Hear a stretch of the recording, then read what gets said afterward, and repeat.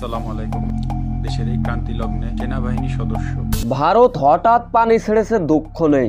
এবার বন্যা নিয়ে মুখ খুলে ভারতকে নিয়ে বোমা ফাটিয়ে হঠাৎ লাইভে এসে একই বললেন মাশরাফি বিন মুর্তজা। ফেনী, কুমিল্লা, নোয়াখালী সহ দেশের 8টি জেলায় ভয়াবহ বন্যার কবলে পড়েছে। এসব অঞ্চলে আটকে পড়েছেন লাখো মানুষ। ক্রমশ খাবার কমছে, পানির সংকট দেখা দিচ্ছে। তীব্র হচ্ছে পানি, হু হু করে পারছে পানি। আর এরই মধ্যে মৃত্যুর ঘটনাও ঘটছে। দেখা মিলছে মানবিক বিপর্যয়। মাইকিংয়ে অনেকেই বলছে, আমরা যদি কোনো ভুল করে থাকি আমাকে ক্ষমা করে দিবেন, আমাদের মাফ করে দিবেন। কতটা হৃদয় বিতরক, কতটা কষ্ট পেলে মানুষ এমন মাইকিং করতে পারে। দেশের এমন বিপর্যয়ে সামাজিক যোগাযোগ মাধ্যমে পোস্ট করে মানুষদের সচেতন করছেন ক্রিকেটাররা। তাসকিন আহমেদ, ইমরুল কায়েস, মেহেদী হাসান মিরাজ সহ অনেক ক্রিকেটারকে ইতিমধ্যে পোস্ট করে যায়।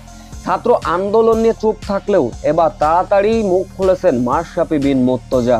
তিনি তার নিজের ভেরিফাই ফেসবুক পেজে একটি পোস্ট করেন। ভয়াবহ বন্যায় আক্রান্ত ফেনী, নোয়াখালী, কুমিল্লা, পার্বত্য চট্টগ্রামের বেশ কিছু অঞ্চল সহ গোটা দেশ। মানবতার জীবন পার করেছে লাখো মানুষ।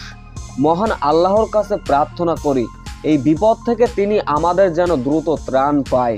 এ বিষয়ে তিনি আরও সংবাদ মাধ্যমে সোজাসুজি বলেন, ভারত যে গেটটা খুললো আমাদের সতর্ক করে সারতে পারত, তাহলে আমরা প্রস্তুতি নিতে পারতাম বন্যার জন্য।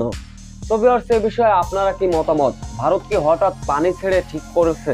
এ বিষয়ে অবশ্যই আপনাদের মূল্যবান কমেন্ট করে যাবেন।